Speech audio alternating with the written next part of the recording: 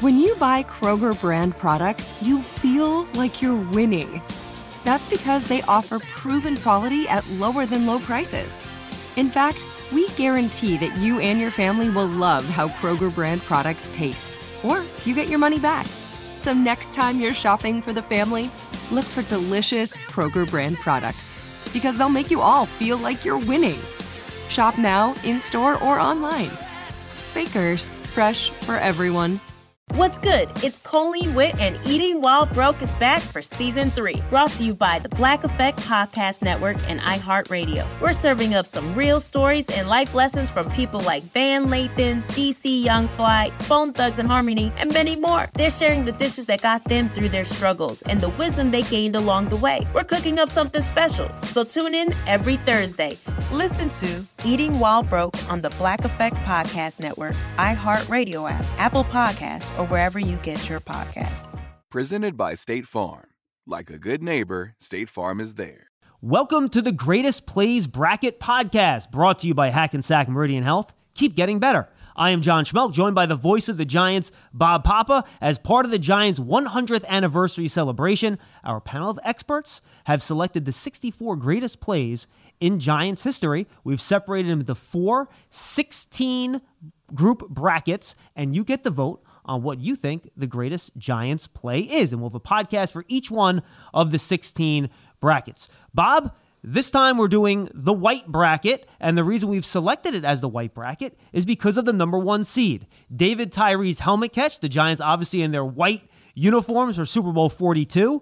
But I got to tell you, this is a feisty 16 seed, Bob. We go back just 2 weeks in the calendar. We have Corey Webster intercepting Brett Favre in overtime of the NFC title game to set up that Lawrence Tynes game-winning field goal. This is a very interesting bracket, really, in a nutshell, because it really depends what your flavor is as far as how these plays were even ranked. I mean, think about number 2, George Martin's 78-yard pick six against the Broncos in Giants Stadium, which was a precursor to what the Giants would do in winning Super Bowl 21. I mean, this bracket is so tough that a fake punt in the NFC Championship game, Gary Reason's play in the 1990 NFC Championship season, is only the 15 seed. That's a pretty tall order. Absolutely. So let's start with that 116 matchup, Bob, and obviously 2 very pivotal plays in the Giants getting their 3rd Super Bowl championship. Well, yeah, I mean, the helmet catch with Tyree is one of the greatest catches in the history of the Super Bowl. So I'm not trying to sway any voters here, but I have a feeling that that's going to be heavily favored by the fans. But, you can't forget about Corey Webster's pick six, because the Giants go into overtime in Green Bay. The Packers have the ball first, and Favre throws it late on an out route and behind. And before we started taping, you made a really good point. I mean, how many times do we see DBs drop wide open interceptions? Now throw in minus 21 below wind chill factor. DBs are paid to cover, not necessarily catch the ball. So Corey's interception certainly deserves a place in this bracket. And without that pick, who knows if Lawrence Tynes ever gets the opportunity to kick a potential game-winning field goal in that game. Now, the 8-9 seed is always fun, Bob. It's always interesting in any tournament to very closely bracketed plays, and we have a modern and we have an older play in this group. Let's start with the Summerall field goal, a 49-yard, we think, field goal to beat the Browns in the 1958 regular season finale. This was in the snow, so nobody really knows how long this field goal is. Pat Summerall says it's 50+, so this is a fun play that helps set up some historic Giant games down the road. Yeah, I mean, heck, my dad was at this game standing on the field as a young man, and he says it was good. I mean, there's a lot of discrepancies as to whether the kick was good or not, how far it was from. You think modern terms, and Adam Vinatieri kicking that field goal for the Patriots against the Raiders in the playoffs. Well, this was that. And without this, I mean, this is the regular season finale, setting up for the postseason. And when you think about the conditions, the equipment that was being used at the time, this is one truly the greatest plays in the history of the Giants. And without this, you're never going to get the greatest game ever played, which is what happens after this game-winning field goal from Summerall. And this is also one of Wellington Mara's favorite plays as well, helping that Giant team. It's kind of interesting because there's snow involved in this one, and there's snow involved in the matchup that this play is against with Ahmad Bradshaw, because if you remember in the 2007 season, the Giants were teetering down the stretch. They had to go win in Buffalo because, hey, listen, you're playing an undefeated Patriot team in the regular season finale. The odds are stacked against you. And Ahmad Bradshaw's run in a game that had sun, it had rain, it had sleet, and it had snow. And wind. And this play put the Giants, into the postseason and guaranteed them a playoff spot. So weather conditions, a big factor on these two plays. 88-yard run, and that was one of the games that helped the Giants get into the postseason that year. All right, let's jump to the 5-12 matchup here, Bob. You have the 4th and 17 play. Phil Simms to Bobby Johnson in Minnesota in 1986. Phil Simms has called this his favorite game that he's played in his career. Yeah, this was very significant, right? Because the Giants were known for having a great defense, but Phil Simms had to make a play. And he reminded Bobby Johnson before the play, hey, Bobby, don't fall asleep on this. I could be coming to you. And it was executed to perfection. Simms had taken a beating in this football game, took a lot of hits, and he stood in the face of a tremendous rush. And this is kind of an interesting matchup because I think that gave the Giants offense confidence for the rest of that season. We knew the defense had a tremendous amount of confidence, but I think this game gave the entire team confidence in what they were doing offensively. And then it's going against the Carl Banks sack of Danny White in which he breaks his wrist. I don't want to get too dramatic here, but it's almost as if it broke the reign of the Dallas Cowboys. The Cowboys were still in contention, and Danny White was the quarterback. Roger Staubach had long since retired at this point, but the Cowboys were still the Cowboys. And I think this sack and the breaking of Danny White's wrist and the Giants beating the Cowboys kind of ended a long era for the Dallas Cowboys because they weren't to be heard from again until years later. Yeah, Jerry Jones buys the team. Tom Landry is removed as head coach, and you're right, this was their last run. And going back to the Simms play, great toe tap by Bobby Johnson on the play that set up a game-winning field goal, give the Giants a 22-20 victory. So 2 great plays there. Let's go to the 4-13 matchup here, Bob. And boy, the first one, it's a play that we've all seen a million times. Montana rolls right, avoids LT. Here comes Leonard Marshall. And talking about ending dynasties. That was the last snap Joe Montana would take as a member of the 49ers. He wouldn't even play the next year. He was out the whole year with an injury. Obviously, that was an epic game. The Niners were going for a three-peat. But the Giants had a matchup against San Francisco. They played so well against them all the time. And the thing about this play that makes it amazing is that Leonard Marshall was blocked. Yeah. And Leonard Marshall was on the ground. And Leonard Marshall got back up and continued to pursue Montana to get this hit. Steve Young had to go into the game. Roger Craig eventually fumbled. And obviously Matt Barr kicked the game-winning field goal to end the three-peat, which led to the Giants going on to win Super Bowl 25. And then, obviously, Tiki Barber in D.C. Listen, the Giants in Washington, they're playing a tough game. Tiki basically had the team on his back. He ran for 234 yards in the game. And this one was like to seal the deal and the victory. And remember, the Giants made it to the postseason that year. So these are 2 very pivotal, unbelievable performances. And I think what really stands out about it is the individual effort that was given, not only by Tiki, but by Leonard Marshall getting off the ground and making the hit on Montana. 234 rushing yards in that game for Tiki Barber. And one of our other brackets, as you watch these other podcasts, there's another big-time Tiki Barber game at the end of the season as well. So keep an eye out for that. All right, let's jump out to the 6 and 11 seed here, Bob. You have an Emlyn Tunnell return for a touchdown, and one of the greatest Giants of all time, first African-American player in the Pro Football Hall of Fame, great defender, great returner. Mr. Offense on Defense. That was his nickname, Emlyn Tunnell. Not only was he great in the return game, and he was great defensively as far as interceptions were concerned, but he was a genuine threat returning interceptions. I think one season he had more interception return yards than guys had rushing in a season. He is one of the all-time great, not only Giants of all time, he's one of the greatest players in the history of the National. What's up? I'm John Wall. And I'm CJ Toledano, and we're starting a new podcast presented by DraftKings called Point Game. We're now joined by 3-time NBA Sixth Man of the Year, elite bucket getter. Let's please welcome Jamal Crawford to Point Game. King of the Court one-on-one tournament. If they had it back in your prime, do you think you could have took it all? I'm going to be honest with you. I don't think I could have took it all, but I think I would have shocked a lot of people. I think Kobe and everybody in their prime, Kobe would win a one-on-one contest. Yeah, because you got to think, he's going to guard. He don't care about guarding. He's going to guard. He's going to guard. Like, you see him in the Olympics, he's going to guard. And then on top of that. I'm not guarding like that, CJ. Ladies and gentlemen, please welcome Sam Cassell to Point Game. I remember you came to my room crying, tears, crying. I mean, he was in a culture shock. And then he's going through withdrawals about winning. Remember what I told you? I said, OG, you think I can get paid and go back and play in college because it ain't it? Check out Point Game with John Wall and CJ Toledano on the iHeartRadio app, DraftKings YouTube, or wherever you get your podcasts. Football League.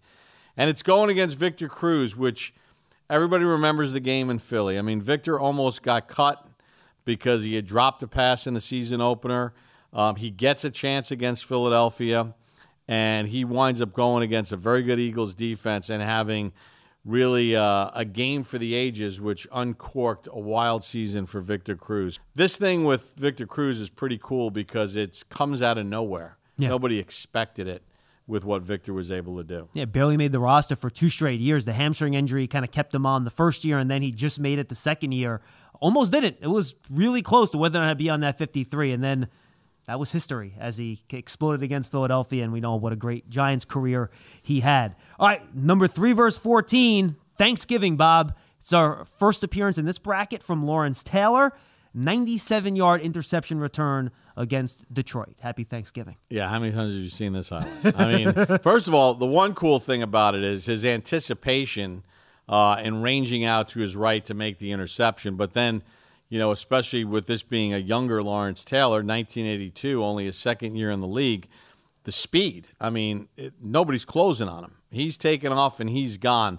Obviously an individual effort for the ages, and it's one of the most memorable plays in the history of the Giants because you've seen it a million times. But let's not sleep on Ron Johnson, 1970 against Washington at Yankee Stadium. I guess we're not sleeping on it because, like, he was one of my favorite players as a kid. And this is when I first started being able to watch and understand Giants football. I mean, I was 6 at the time of this, but I remember anytime the Giants played Washington, especially hearing all the stories about what had happened in the 60s with Sam Huff and everything, it was pretty cool. And this 1970s Giants team was a very good football team that nearly made the playoffs. So this Ron Johnson touchdown run, this crazy comeback, I think they were down, 20 or 19 or 20 points in the game. It's a memorable play that should not be forgotten for sure. Yeah, he finished with 136 rushing yards in that game, 6 receptions for 49 yards.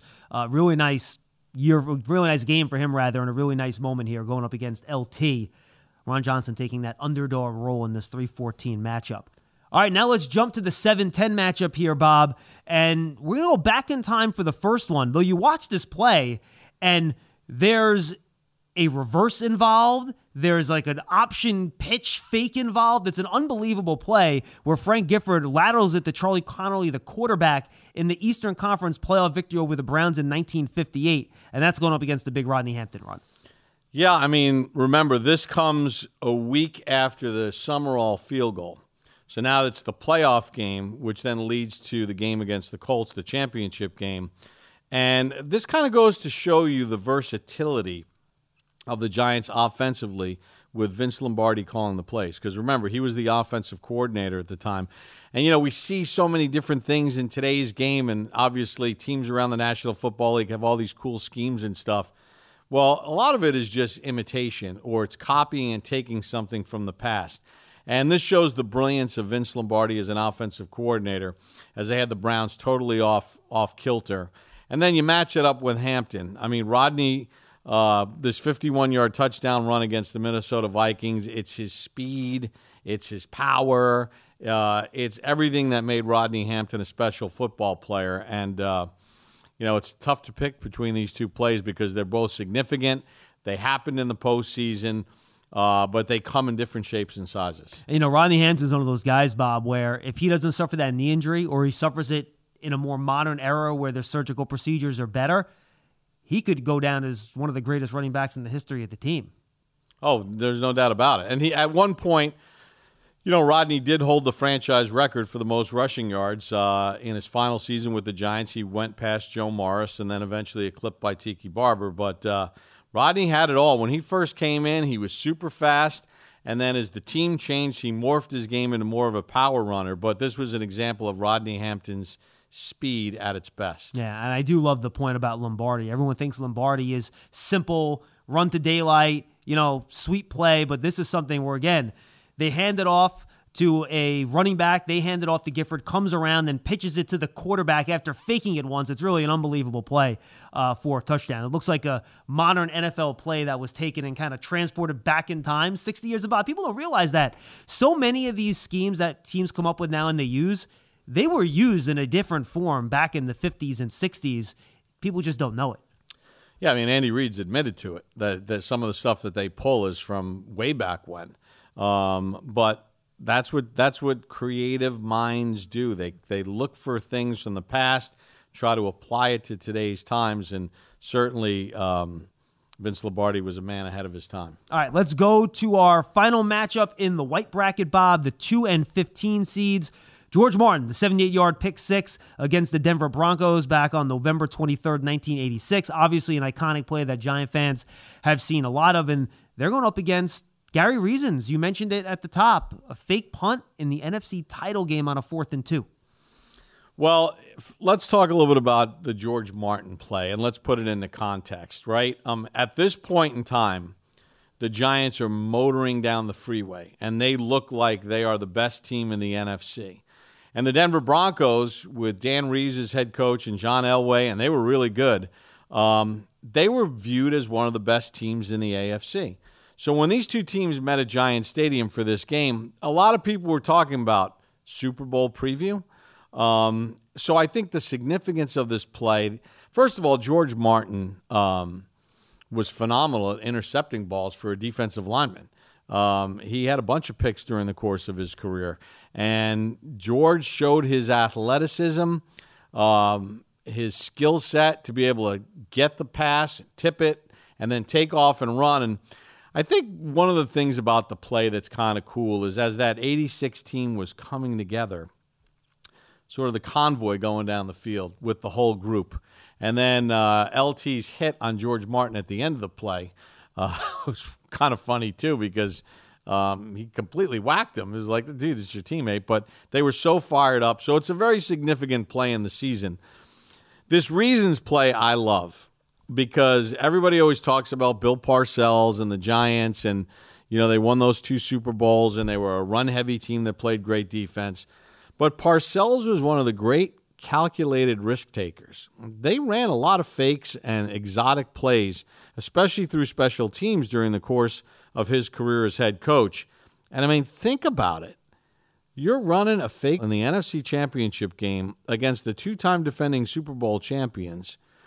And, I think it was one of these kind of check with me situations because there were guys on the field that thought the ball was going to be punted. And then they said, whoa a second, there's Reasons running right by me. And Gary did a great job to get the first down for the Giants, and obviously that was a field goal game, so every possession was important.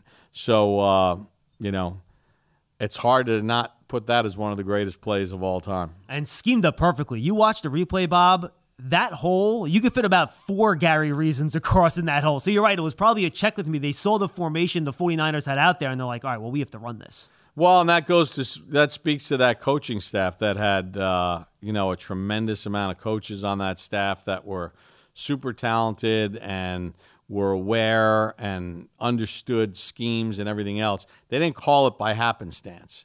They saw stuff on film that said, hey, in these spots, these guys are bailing. We can catch them, and they caught them with their pants down at the right time. So obviously the helmet catch, number 1 in this bracket, Bob. We talked about some of these plays already. What play do you think has a dark horse chance to challenge the helmet catch? Dark horse, I think Victor Cruz is going to have an opportunity to make a little bit of a run here because he was so instrumental in what the Giants did the rest of that 2011 season. I would not sleep on the 15 seed here. I would not sleep on the Reasons fake punt. in the NFC title game either because of the significance of it. But again, in 100 years of New York Giants football, you're trying to pick 64 of the greatest plays when you think about the amount of games that have been played and the amount of postseason games that have been played. I mean, you can't go wrong with any of these plays. Thank you for joining us for the Greatest Plays Bracket podcast, the White Bracket. For Bob Papa, I'm John Schmeelk. Thank you for joining us.